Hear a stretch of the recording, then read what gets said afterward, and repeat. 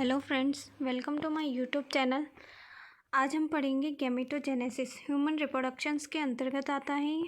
इससे पहले हम पढ़ चुके हैं human reproduction, male reproductive system and female reproductive system के बारे में हम पढ़ चुके हैं, और मेमोरी ग्लैंड्स, दुग्ध स्रावी ग्रंथियों के बारे में भी हम पढ़ चुके हैं।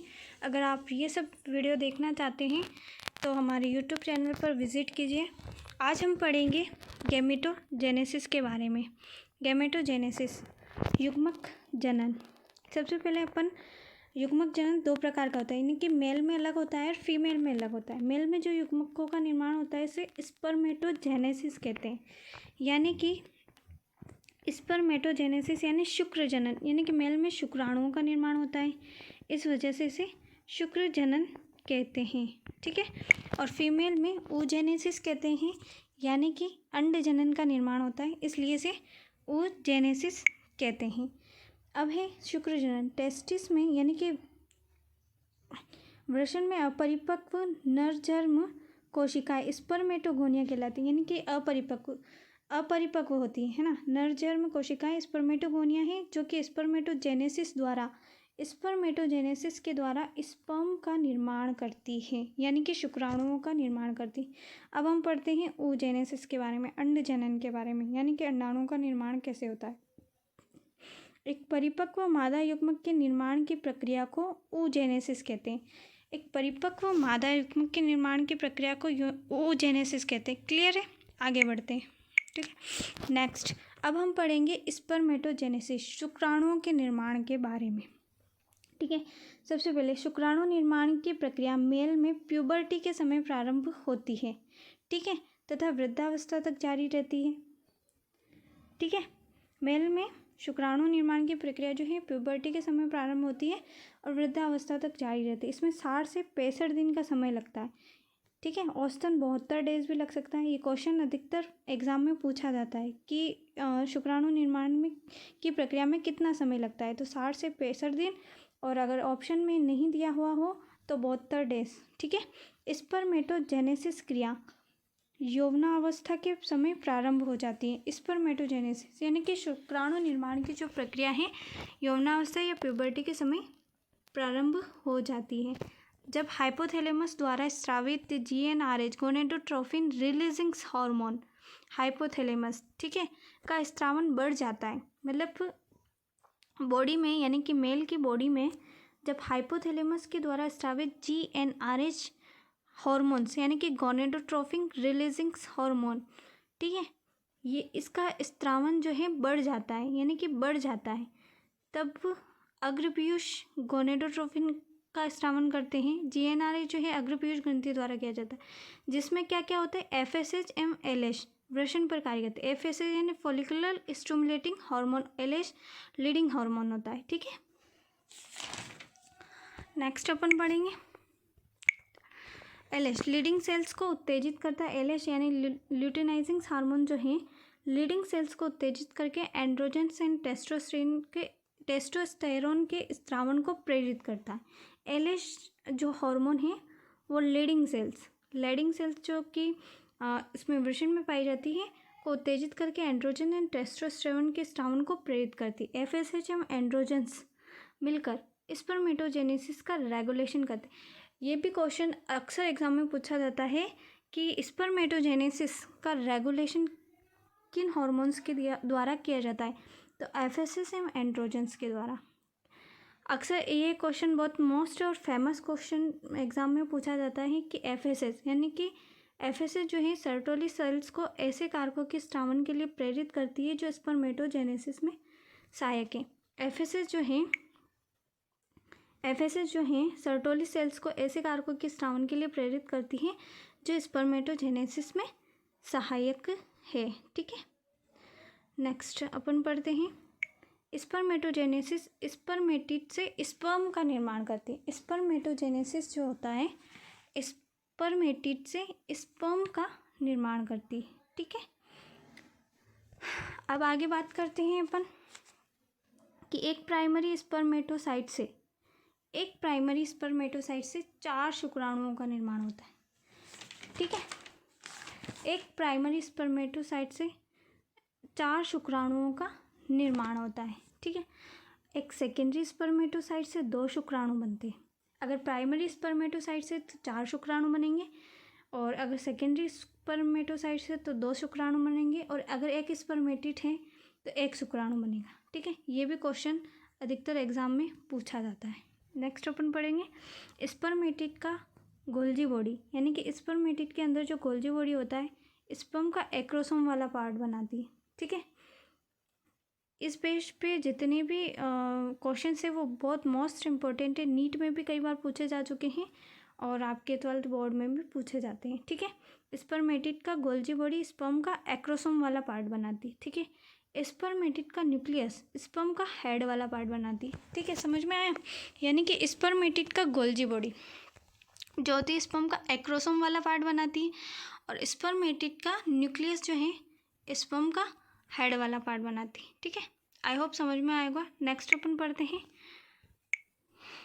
अब अपन पढ़ेंगे शुक्राणु की संरचना, स्ट्रक्चर्स ऑफ स्पर्म। ठीक है, शुक्राणु एक माइक्रोस्कोपिक सेल है, यानी कि बहुत छोटी सूक्ष्म इकाई है जो माइक्रोस्कोप के द्वारा ही देख सकते हैं। ठीक है, while sperm are covered in plasma membrane, पूरा स्पर्म जो है प्लाज्मा मेम्ब्रेन से ढका हुआ रहता है। ठीक है, स्पर्म को 4 पार्ट में डिवाइड किया गया है, हेड, नेक, मिडिल पीस और टेल में। ठीक है, नेक्स्ट अपन पढ़ेंगे हेड वाला पार्ट। हेड में क्या क्या पाया जाता है?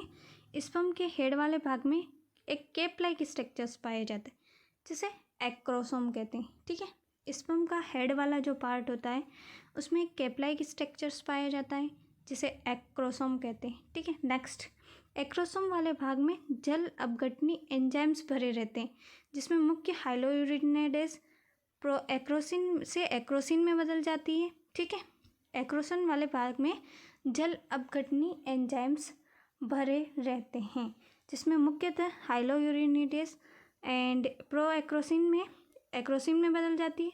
CFE कोरोना पेनिट्रेटिंग एंजाइम्स होता है। ये दोनों एंजाइम्स मोस्ट इंपॉर्टेंट है, नीट में पूछे जाते हैं। ठीक है, इन्हें सम्मिलित रूप से स्पर्मलाइसिस यानी कि घोलने वाले एंजाइम्स, यानी कि स्पर्म को घोलने में कौन कौन से एंजाइम्स काम आते हैं? तो प्रोएक्रोसिन और CFE।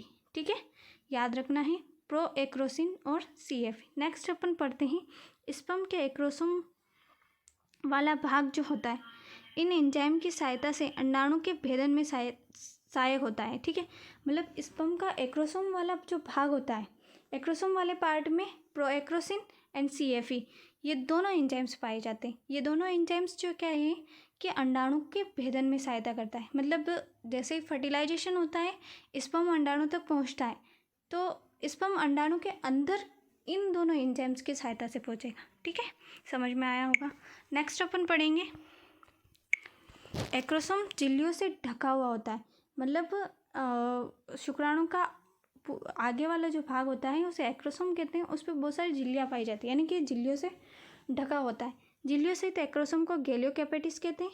ठीक है, याद रखना है, झिल्लियों सहित एक्रोसोम को गैलियोकैपेटिस कहते हैं। स्पर्म के शीर्ष भाग पर एक दीर्घित अगुणित केंद्रक पाया जाता है जिससे क्रोमोसोमल मटेरियल भरा रहता है। ठीक है, स्पर्म के शीर्ष भाग में सबसे ऊपरी भाग में एक दीर्घित और अगुणित केंद्रक पाया जाता है जिसमें क्रोमोसोमल मटेरियल भरा रहता है।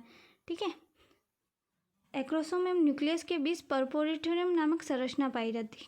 परफोरेटोरियम एक्रोसोम्स एंड न्यूक्लियस के बीच, एक्रोसोम्स और न्यूक्लियस के बीच जो है परफोरेटोरियम नामक संरचना पाई जाती है। नेक्स्ट अपन पढ़ेंगे नेक वाला पार्ट। नेक है ना, ग्रीवा।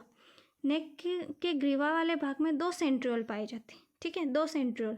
समीप्त वाले सेंट्रियोल ये निषेचित अंडे के विदलन को प्रेरित करता है ना, और दूर वाला जो सेंट्रियोल होता है ये एक्सोनिमा का निर्माण करता है। ठीक है, नेक वाले पार्ट में 2 सेंट्रियोल पाया जाता है। पहला वाला सेंट्रियोल समीप्त सेंट्रियोल जो है निषेचित अंडे के विदलन को प्रेरित करता है, और दूसरा वाला सेंट्रियोल जो है ये एक्सोनिमा के निर्माण को प्रेरित करता है।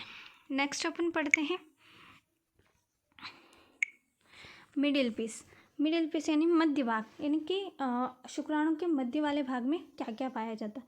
इसमें अत्यधिक मात्रा में माइटोकॉन्ड्रिया पाई जाती है। ठीक है, माइटोकॉन्ड्रिया फित्तेनुमा व्यवस्थित होती है। फित्तेनुमा यानी कि मतलब जो है मिडिल पीस में माइटोकॉन्ड्रिया फित्तेनुमा जिग ऐसे व्यवस्थित होती है, ठीक है, फित्ते के आकार से। माइटोकॉन्ड्रिया की व्यवस्था निबर्णक शीट कहलाती है, निबर्णकर्ण शीट कहलाती है, ठीक है, याद रखना है। क्वेश्चन, मध्य भाग में स्थित है माइटोकॉन्ड्रिया, ऊर्जा उत्पन्न करके स्पर्म की पूंछ को प्रदान करती है जो शुक्राणु की गतिशीलता के लिए आवश्यक होती है, ठीक है। ये माइटोकॉन्ड्रिया जो है इसमें जो पाई जाने वाली ऊर्जा होती है जो ये स्पर्म की पूंछ को प्रदान करती है जो कि शुक्राणु की गतिशीलता के लिए आवश्यक होता है। नेक्स्ट अपन पढ़ेंगे टेल स्पर्म का सबसे लंबा पार्ट है, ठीक है, यानी कि जितना बड़ा स्पर्म नहीं है उसका मतलब उससे ज़्यादा 3 गुना बड़ा जो है वो टेल वाला पार्ट होगा। जैसे स्पर्म की साइज है 55 से 60 माइक्रोन, ठीक है। जैसे अपन बात करते हैं कि स्पर्म की साइज 55 से 60 माइक्रोन, ठीक है, लेकिन अकेली पूंछ की साइज 50 माइक्रोन होती है, ठीक है। तो यानी कि पूरे स्पर्म से की तुलना में टेल की लंबाई ज़्यादा होती है। नेक्स्ट पढ़ते हैं अपन, स्पर्म में गतिशीलता पूंछ के कारण होती है, ठीक है। स्पर्म जो है पूंछ के कारण गतिशील होती है। पूंछ के कारण स्पर्म में फ्लैजिलरी कशाभिकाएं पाई जाती है। तो ये वाला क्वेश्चन भी अक्सर एग्ज़ाम में पूछा जाता है कि पूंछ के कारण स्पर्म में कौन सी कशाभिकाएं पाई जाती हैं, तो कि फ्लैजिलरी, यानी कि फ्लैजिलरी मूवमेंट करता हुआ स्पर्म अंडाणु तक पहुंचता है, ठीक है, निषेचन के दौरान। तो इसमें मूवमेंट भी फ्लैजिलरी होता है और फ्लैजिलरी कशाभिकाएं पाई जाती है। स्पर्म का ट्रांसफर सेक्शन यानी कि सूक्ष्मदर्शी में देखते हैं अपन काटने के बाद तो सूक्ष्म नलिकाओं की संरचना होती है, ठीक है। तो सूक्ष्म नलिकाओं की संरचना में नेक वाले पार्ट में 9+0+0 होती है, ठीक है। मिडिल पीस में 9+2 होती है। टेल वाले मेन पार्ट में 2+9+2 होती है और लास्ट वाले पार्ट में 0+9+2।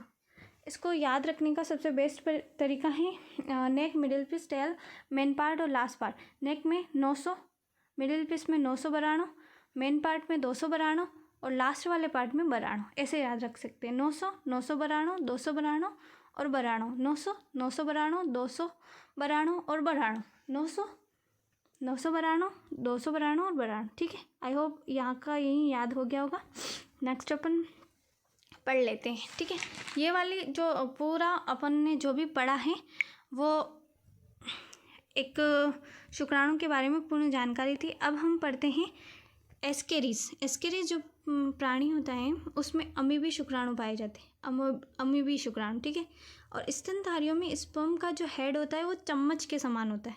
स्तनधारी जो है अपन उसमें स्पर्म का जो हेड होता है वो चम्मच के समान होता है। स्पर्म का नर जनन मार्ग में लंबे समय तक जीवित रहते हैं। स्पर्म जो है नर जनन मार्ग में यानी कि मेल में लंबे समय तक जीवित रहते हैं। प्रत्येक स्खलन के दौरान 200 से 300 मिलियन स्पर्म बाहर निकलता है, यानी कि एक स्खलन के दौरान 200 से 300 मिलियन स्पर्म बाहर निकलता है, ठीक है। नेक्स्ट अपन पढ़ते हैं, ये है आपके स्पर्म का पूरा डायग्राम, ठीक है। ये वाला जो पूरा पार्ट है ये हेड है, ये आपकी नेक है और ये मिडिल पीस है और ये वाला जो है वो टेल है, ठीक है। ये आउटर एक्रोसोम मेम्ब्रेन्स कहते हैं इसको, और ये है आपका एक्रोसोम, है ना। न्यूक्लियर एवेनलूप होता है, ये न्यूक्लियोलस होता है। ये वाला जो डायग्राम में दिखाई दे रहा होगा आपको ये न्यूक्लियोलस है और ये न्यूक्लियस है। पोस्ट एक्रोसोमल सिथ है, ये प्रीमैक्सिमल सेंट्रल, डिस्टल सेंट्रल, यानी कि दूरस्थ सेंट्रल और पास वाला सेंट्रल, ठीक है। और माइटोकॉन्ड्रियल शीथ ये बिल्कुल, और एक्सोनिमा और रिंग, और ये टेल और ये एक्सोनिमा पाई जाती है, ठीक है। नेक्स्ट अपन पढ़ते हैं, हाँ, अब है स्पर्म का निर्माण कैसे होता है, यानी कि जैसे स्पर्मेटोगोनिया से स्पर्म बनता कहते हैं, कैसे हैं, और जो सेल होती है वो 2n होती है या n होती है। तो स्पर्मेटोगोनियम में 2n सेल पाई जाती है ना, ठीक है। उसमें माइटोसिस होता है यानी कि समसूत्री विभाजन होता है। समसूत्री विभाजन से वापस 2n सेल बनती है। फिर मियोसिस फर्स्ट होता है। मियोसिस फर्स्ट में एक एक सेल अलग हो जाती है जिससे सेकेंडरी स्पर्मेटोसाइट बनता है, ठीक है।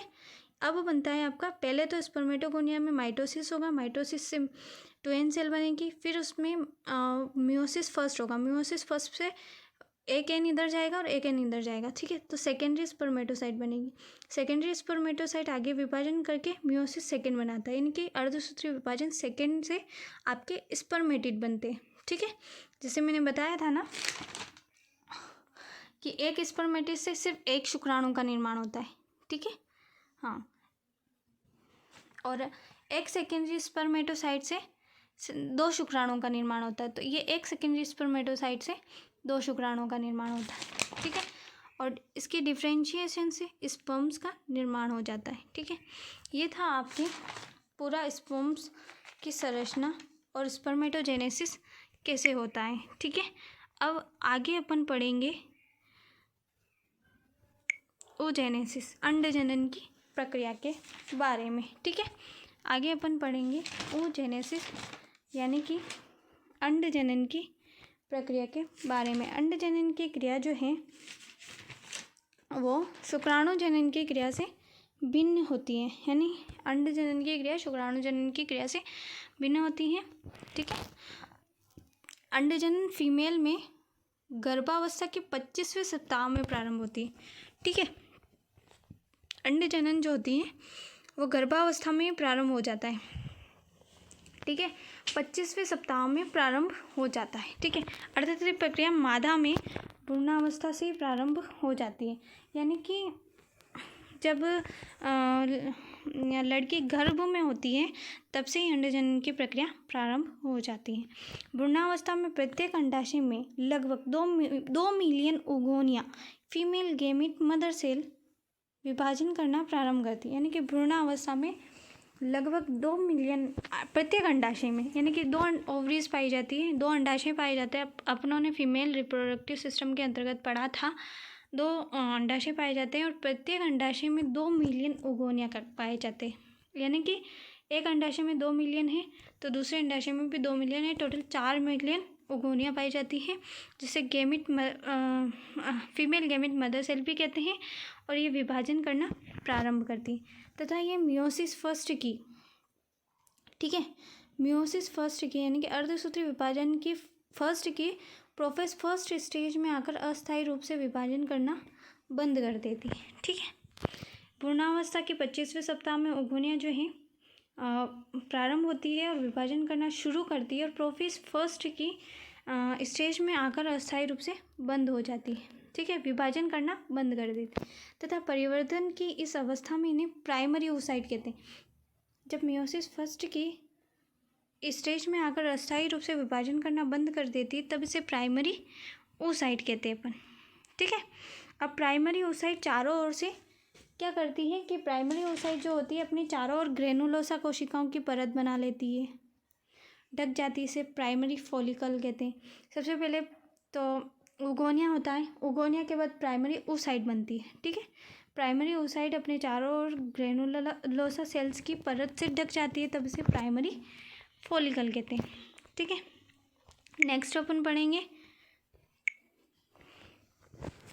जन्म के पश्चात किसी भी प्रकार के ओगोनिया का निर्माण नहीं होता है, यानी कि जन्म के जब एक फीमेल लड़की का जन्म हो जाता है तो उसके पश्चात किसी भी प्रकार की ओगोनिया का निर्माण नहीं होता है, गर्भ में ही ओगोनिया का निर्माण होता है। जन्म से लेकर यौवनावस्था तक इन पुट्टिकाओं की संख्या लगातार ह्रासित होती रहती है, यानी कि कम होती रहती है। जन्म से लेकर यौवनावस्था तक यौवनावस्था तक प्यूबर्टी के समय प्रत्येक अंडाशय में 60,000 से 80,000 प्राइमरी फॉलिकल्स पाई जाती, यानी कि कितनी फॉलिकल्स का निर्माण होता है, 2 मिलियन, प्रत्येक अंडाशय में 2 मिलियन ओगोनिया पाई जाती है। लेकिन आगे प्यूबर्टी का समय आते आते कितनी रह जाती है, 60,000 से प्रत्येक अंडाशय में 80,000 प्राइमरी फॉलिकल रह जाती है, ठीक है। परिवर्तन के दौरान प्राइमरी फॉलिकल अपने चारों ओर अनेक ग्रेनुलोसा सेल्स का स्तर बना लेती तथा एक थीका स्तर का मोटे स्तर का निर्माण कर लेती। अब इसे सेकेंडरी फॉलिकल कहते हैं। मतलब परिवर्तन के दौरान प्राइमरी फॉलिकल अपने चारों ओर, अब ये जो प्रक्रिया है ये मतलब गर्भ से बाहर की है ना, तो और उसमें 60,000 से 80,000 प्राइमरी फॉलिकल्स पाए जाते हैं, ठीक है। हार्षित होते होते ये इतना रह जाता है। फिर प्राइमरी फॉलिकल जो होता है अपने चारों ओर ग्रेनुलोसा सेल्स का स्तर बना देती है, जो कि थीका और मोटा स्तर होता है। अब इसे सेकेंडरी फॉलिकल कहते हैं। ठीक है, अब प्राइमरी फॉलिकल जो है वो सेकेंडरी फॉलिकल में बदल जाएगा। सेकेंडरी फॉलिकल तुरंत ही टर्शरी फॉलिकल या तृतीयक पुट्टिका में बदल जाता है। ठीक है, सेकेंडरी फॉलिकल तुरंत। ठीक है, तृतीयक पुट्टिका की पहचान कैसे करते हैं? ठीक है, तो तृतीयक पुट्टिका की पहचान अपन कैसे करते हैं? तो इसमें पाई जाने वाली तरल से भरी हुई गुहा एंट्रम कैविटी द्वारा होती है। ठीक है, तृतीयक स्तर जो होता है थीका एक्सटर्ना एवं थीका इंटरना के रूप में विभाजित होता है। तृतीयक स्तर जो होता है थीका एक्सटर्ना एवं थीका इंटरना के रूप में विभाजित होता है। तृतीयक पुट्टिका के अंदर पाई जाने वाली प्राइमरी oocyte आकार में वृद्धि करती है। अब तृतीयक पुट्टिका के अंतर्गत जो प्राइमरी oocyte पाई जाती है, ठीक है, वो आकार में वृद्धि करती है एवं अस्थायी रूप से रुका हुआ मियोसिस फर्स्ट विभाजन पूर्ण करता है तथा सेकेंडरी oocyte एवं प्रथम पोलर बॉडी का निर्माण करता है। ठीक है, टर्शरी फॉलिकल बन जाने के बाद टर्शरी पुट्टिका जो है बन जाने के बाद जो है ये विभाजन करती है आगे। मियोसिस फर्स्ट अपना विभाजन पूर्ण करती है, सेकेंडरी oocyte एवं प्रथम पोलर बॉडी का निर्माण करती हैं। ठीक है, नेक्स्ट अपन पढ़ते हैं, यह असमान विभाजन होता है। ये जो विभाजन होता है टर्शरी फॉलिकल में, यह असमान विभाजन होता है। सेकेंडरी oocyte प्राइमरी oocyte के पोषक अधिकता वाले द्रव्य को रखती है। सेकेंडरी oocyte जो है वो प्राइमरी oocyte के पोषक अधिकता वाले द्रव्य को रखती है। सेकेंडरी oocyte अपने चारों ओर एक आवरण बनाती है। ठीक है, जिसे जोना पेलिसुडा कहते हैं। ये क्वेश्चन मोस्ट इंपॉर्टेंट है, अक्सर क्वेश्चन में एग्जाम में आता है। ठीक है, तो सेकेंडरी oocyte अपने चारों ओर एक आवरण बनाती है, उसे क्या कहते हैं? जोना पेलिसुडा। सेकेंडरी oocyte अपने चारों ओर एक आवरण बनाती है, जिसे जोना पेलिसुडा कहते हैं। अब टर्शरी पुट्टिका परिपक्व हो जाती है और इसे ग्रेफियन फॉलिकल कहते हैं। ठीक है, ग्रेफियन पुट्टिका कहते हैं।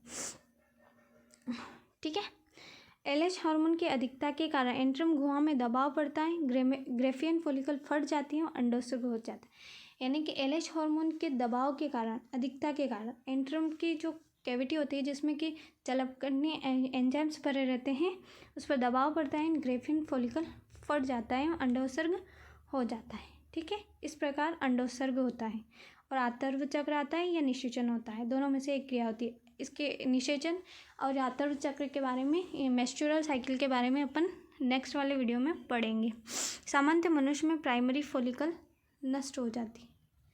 प्राइमरी फॉलिकल जो है वो सामान्य मनुष्य में नष्ट हो जाती है।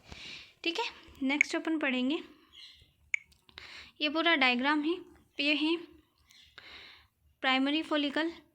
और क्या होता है कि सबसे पहले ओगोनिया का निर्माण होता है। ठीक है, ओगोनिया के बाद ओगोनिया बनती है, ओगोनिया के बाद उसमें प्राइमरी फॉलिकल बनती है, प्राइमरी oocyte बनता है। ठीक है, प्राइमरी oocyte जो है प्राइमरी फॉलिकल में बदल, सबसे पहले ओगोनिया बनता है, ओगोनिया बनने के बाद वो प्राइमरी oocyte बनता है, प्राइमरी oocyte प्राइमरी फॉलिकल में बदल जाता है, जिसके चारों ओर ग्रेनुलोसा सेल्स की परत पाई जाती है। ठीक है, ठीक है, basement lamina and granulosa cells की परत जो है वृद्धि करती हुई 3-4 लेयर्स उसमें पाई जाती है।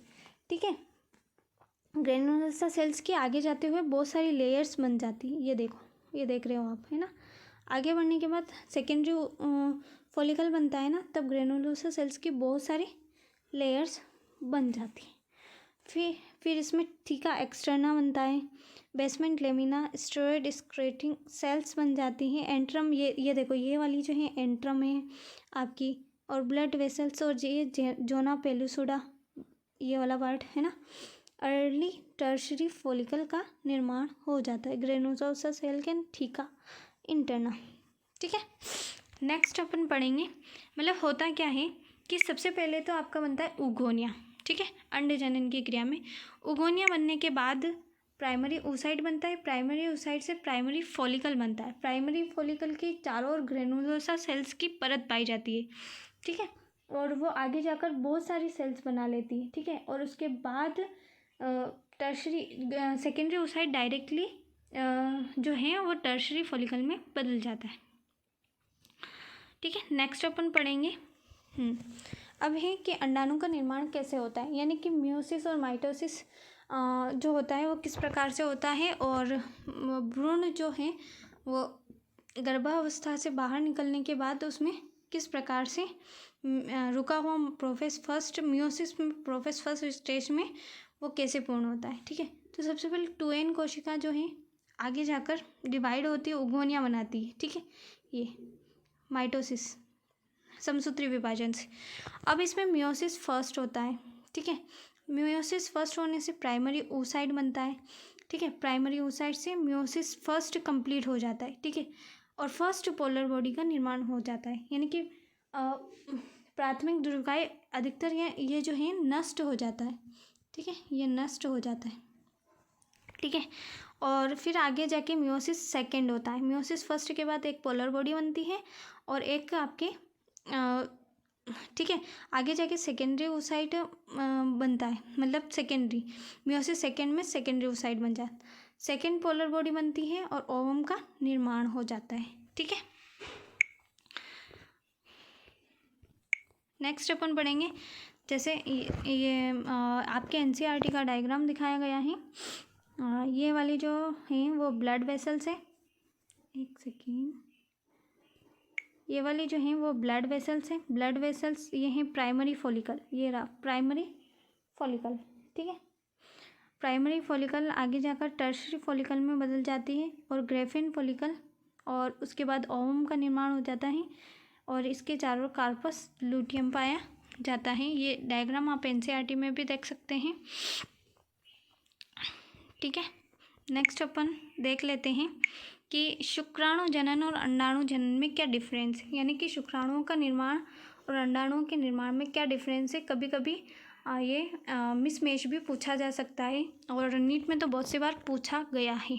ठीक है, तो शुक्राणु जनन वृषण में होने वाली प्रक्रिया है, यानी कि वृषण में होती है, और अंडाणु जनन जो अंडाशय में होती है, ये नॉर्मली सबको पता है। शुक्राणु जनन क्या होता है, इसके एक प्राथमिक स्पर्मेटोसाइट से 4 शुक्राणु का निर्माण होता है।